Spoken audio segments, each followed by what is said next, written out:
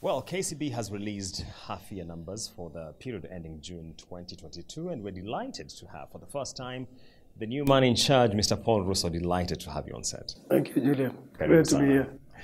Paul, I've had recurrent conversations with the executives from KCB, and my view is that KCB is struggling with asset quality, especially the Kenya division. If you look at it, at about 22%, it's flying significantly above the industry average. Why is that the case? So let me try and delve on the latest of the numbers. I think Q1 we must have been at around 17 or thereabout. Two things do happen. One is you're on the back of the post-COVID, restructure and hosting. And the second one is, and typical, and I hope I find the right words for this. You've got a new CEO that comes in and looks and says, what is the right direction to take on those numbers? So from an IFRS perspective, we've had the right classification of those facilities, but some of the names that were on moratoriums and restructure from COVID time, needed to be a different view. And I would personally look at it and say, if you take over, you have to take a long-term view. So that's what has caused the tick-up, and I've actually been saying that to the investors. The good news is, and the other point is, at the end of the day, because you are the largest bank, particularly on the corporate side, you're likely to have legacy kind of names, and you have to make that call. The good thing is you take that view, but you put in your recovery plans, not recovery in terms of not just to bring that down, but to turn around those businesses. And I want to, you said you've spoken to a number of executives. I just want to tell you it's already looking down from that number of June. And that's because we'll do what I said when I was speaking about answering questions. It's about execution, it's about action, it's about orientation, about that resolution. So not the best today, but that's actually the highest. And allow me just a quick follow-up on that then. If I understand you right, is that you have had a bit of reclassification of your loan book. I'm just curious to understand what proportion would you say has been cascaded from stage 2 to stage 3? So I think if you, it's actually 9 names across the group, if I remember it correctly. It's around 9 names across the group. Maybe 8 KCB Kenya, 1 is an NBK name. Now, and that's why it's easier then to start tackling it down and bringing in that discipline of managing it. And I think, Julian, you need to look at it. We took NBK at 52, so at 33. So we certainly know what it takes to look at fixing those names. The group has today given guidance in terms of where it wants its asset quality to stand. And it's not the first time we're getting guidance on asset quality from KCB. Are you worried that you could get to a point where the market overlooks the guidance that the bank gives? No, because I'm not going to speak on any other past commitments. I'm going to be held to account of the commitment that I made today. That number of 15 to 17 at the end of the year is actually a number that I buy in and would want to breach that number lower. But again, you're staring at a specific period. So I'm not going to refer to past commitments. I'm going to refer on my commitments about what we are doing to get to that number. And as I say, in the last 3 months, actually tomorrow is my 90th day in the job. It's come down, and therefore I'm bullish about what we've committed. So the 15 to 17 is actually a commitment that I've made to the board and I'm making to the markets. I'm still intrigued by what we have seen in terms of NPL ratio and the fact that KCB scaled down on provisions, especially when you consider there was a reclassification that happened here. Don't you see a misalignment there? No, and I think that, and I think, Lawrence did explain. There was the right classification from an IFRS perspective, which is what you use for your reporting and accounting. I think what you'd have seen is a reclassification from a CBK point or a reporting point of view from a regulator perspective and therefore from an NPL perspective. Maybe the question that is in the room is, why didn't you reclassify the rest as it should have been? And I think, like I said, you got into COVID, you took position on certain names. There was discussion of giving, a breathing space for certain names, but you get to a point and you say CPK did actually revert back to the other positions, and you make the right call. NBK, from my assessment, still looks like it's skating on thin ice as far as capital adequacy is concerned. There have been efforts, not once, to recapitalize NBK. How much are you injecting in the at least immediate term in view of the situation we've seen in the numbers? I think because it's on total capital that it's in breach at the moment, it would have to be a tier 2 injection. I would have to be from a debt perspective. I think let me take a step back. So the number of things we've not done in right sizing and correcting NBK in the way we wanted to do. And I don't know whether I've explained this to you in the past. One is bringing NBK into the same core banking system with KCB gives you opportunity to leverage on quite a number of things to be able to deliver. So NBK has been on Finastra, KCB is on T24 core banking system. But there are existing contracts that you needed to run down to be able to just do the right thing in terms of cost containment. So that is coming to an end, and NBK will move to T24. That gives us a lot of opportunities because it gives us opportunity to deliver shared services model for the entity. But it also gives us the opportunity to redirect the strategy for NBK. So without saying a lot, there is a plan, and that plan is understood by the teams. I think at the end of the day, we have to always ask ourselves, do you run 2 branches in the same locations, for example? Now, if you are in the same core banking system, it actually helps you to share outlets. There lies the synergies that we really want to look for. So being able to service different entity customers through the same outlet. And also just tackling some of the difficult names because there's a lot of capital that is held in there. I have because I was there until recently. I've got to crack and say, what do I do with 10,000 acres in Lamu? Because there's a lot of capital that is tied up in there. So there are a number of strategies that we're working around it. But I see NBK in the end being a corporate and SME entity. That there is space for it. We see it in the numbers, and it does help us in leveraging opportunity to service different clients. If you see NBK being a corporate and SME led bank, for those of us who are accustomed to looking at NBK as a bank which deals with a lot of government franchise, where will that business be going? That's in the corporate world. So corporate largely will be public sector driven for NBK. And if it delivers the value propositions that they've been working on, and I know that in some instances they are ahead of KCB Kenya in certain proposition, then we've got that opportunity.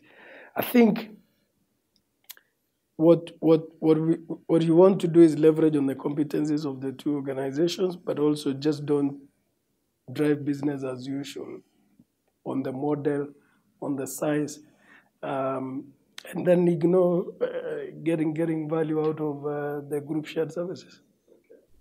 I want to spend a little bit of time talking about DRC. First, how do you justify the pricing to shareholders? And I'm coming from the context that I was working back the last 2 or so years. If you look at the price to book multiple for acquisitions, it is slightly above 1.0x. Whether it's Access, Transnational, I&M, Oriental. KCB is coming here with 1.49. So I think, as the group chairman did put out, you've got those entities are different, Julian, and you've got to. So you come with your cow and I come with my goat, and the prices will be different. Different methodologies that have been used around it, but also what you are likely to be able to get out of it. We've considered, or the board. By the way, it is still subject to shareholder approval. Let me first be very clear around that. The board has considered what we think we can deliver through TMB and in partnerships with the parties that are on TMB today. And we believe we'll commercialize and get value out of it. Time will tell. Hopefully I'll be judged when I'm in this role about commercializing that. Okay. I was combing through the latest filings by TMB, and it looks to me like the bank is having a struggle with efficiency. Because from a cost to income standpoint, I think the last number I saw was at about 76%. What would be your immediate action to address that? So let's first look at a number. Because it's a very, you just know the size of the country, and if you have 110 branches, right? The first point for us is, put it under, as I said, put it under T24, same core banking system, pick that up, and it's definitely being run through Kenya. Get economies of scales from a technology perspective, but also drive digitization. It's an expansive country, but also I think if you look at competitors, you create avenues to truly commercialize the capabilities. Given where they are today, even with what they have, they're limited to just placing funds in other banks, including banks in Kenya. We think we can have ways of commercializing a lot better. There's a fast mover advantage. There's also lessons you learn from what has happened. But I see technology as being the key driver. We have to use what I said earlier on, a hub and spoke model to be able to deliver on that. But also KCB knows how to run efficient entities. I think we've come from the highest of what cost to income ratio ourselves. So it's I think when we took NBK it was 95, down to around 60. So Julian, hopefully God keeps us, then we run an interview again downstream. We think we do have our strategies to commercialize. Okay. Another thing which stood out for me in the TMB numbers is that they have a relatively outsized pie of NFI as a proportion of total income. Because when I was looking at it, I think it was at about 83%. Are you comfortable with this? How would you intend to skew this now under KCB? Should it receive all the approvals? Yeah, so they've not deliberately been into the lending side of things. I think, without going back to, and I'm trying to be as measured as I can be for because it's pending approvals, is in there lies the other opportunity, right? So when I talk about technology, today they're manual. If on credit, we can take our competencies, our technology on credit. We've got capabilities to assess bigger tickets across the place. We can assess risk correctly. So again, without taking you back to the same number, those are exact reasons why we think there are opportunities. And Paul, I must tell you, in a previous life, I did cover the banking sector in DRC. And one of the things which that market struggles with is risk profiling. What's KCB's plan around this? So it's like South Sudan, right? Exactly. In many ways. So it's one of the actions that we really have to put in place. You believe that you've got the right level of governance, the right level of risk, whether policies, processes, ML monitoring capabilities that we have across the group, you would have to deploy that. But remember, again, at the end of the day, in as much as you're in DRC, you're supervised by the regulator in Kenya. So the standards don't change. But how do we navigate? I think, Julian, we must also say, now that they're in East Africa, we could be the better brothers in practice, but we should be the parties that then go and introduce and embed standards. So I see, those that have gone before, and as we go in, as helping to strengthen, the standards. So, for lack of a better word, let's go in and help and bring, because who else is going to then bring those levels of standards? A number of banks in DRC are headquartered in Kinshasa. Here we have TMB in Lubumbashi, a mineral-rich region. How much was that a factor in the play? I think the distribution network, let me say, was a factor in play.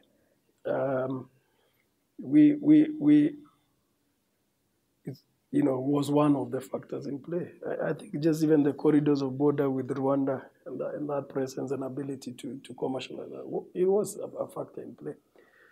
But we also have customers today of KCB that operate in DRC. And I can tell you there is a big customer that actually, coincidentally, when we announced, just said, my friend, here's evidence that I'm actually banking with you. I said, with who? And it's TMB. I think we do see opportunities,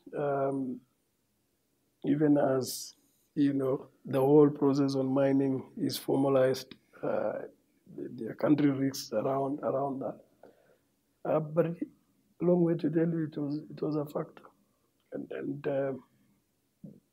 the presence of TMB in Lubumbashi is big. Sure. All right. Let's talk about the dividend for a while.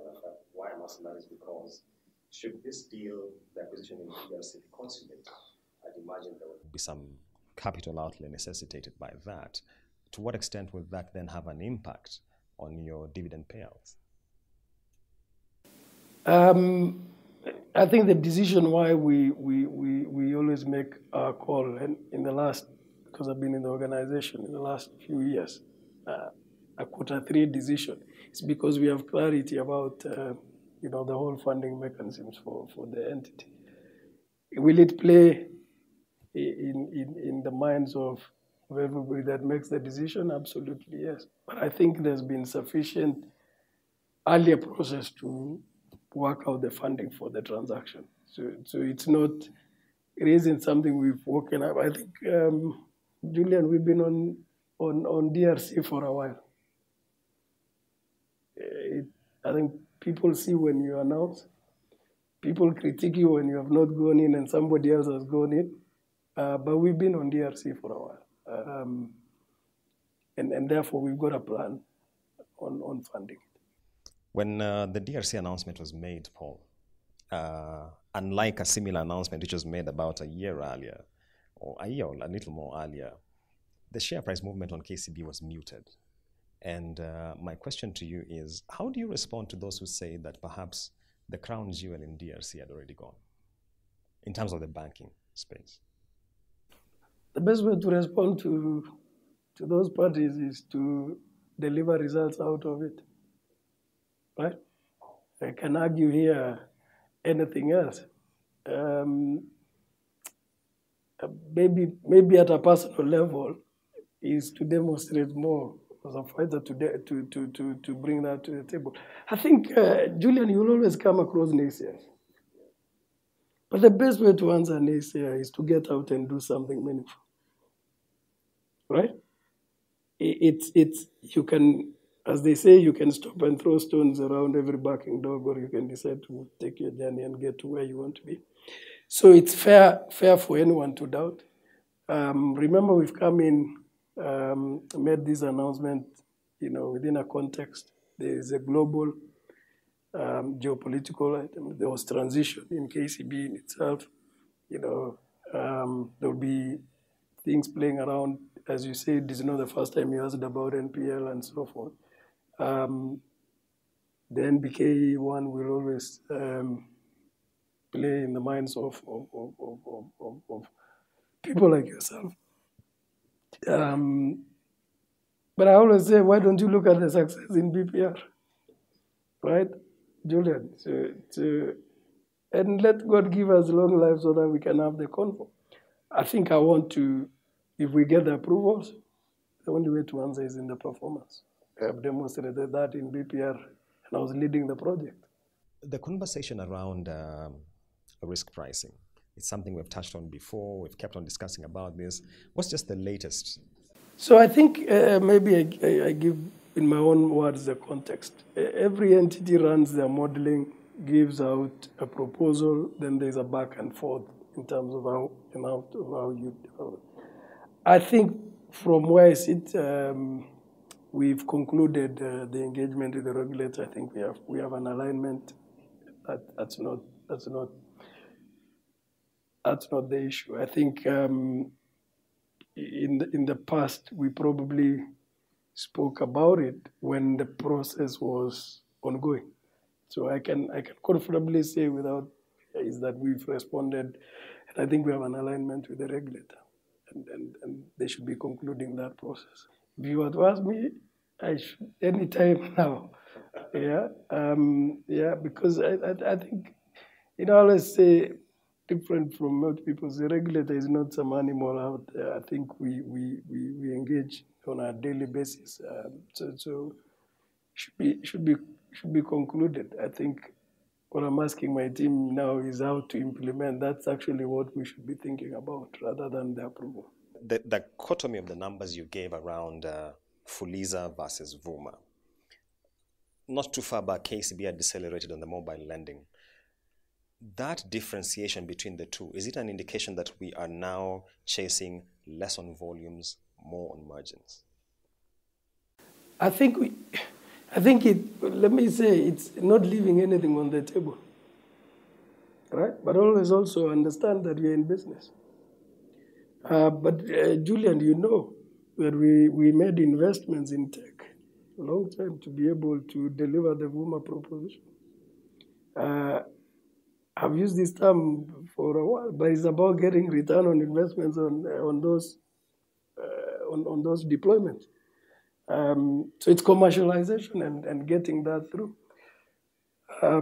I believe personally that we have got opportunities for lots of partnerships. I am a firm believer of partnerships, not competition. So we're just starting to get the results of what we should have got, and maybe I'm just there to report what had started earlier on. KCB has been overweight, at least in my view, on real estate lending. Do you intend to change this now that you're steering the ship? I think we must fund, facilities based on cash flows, right?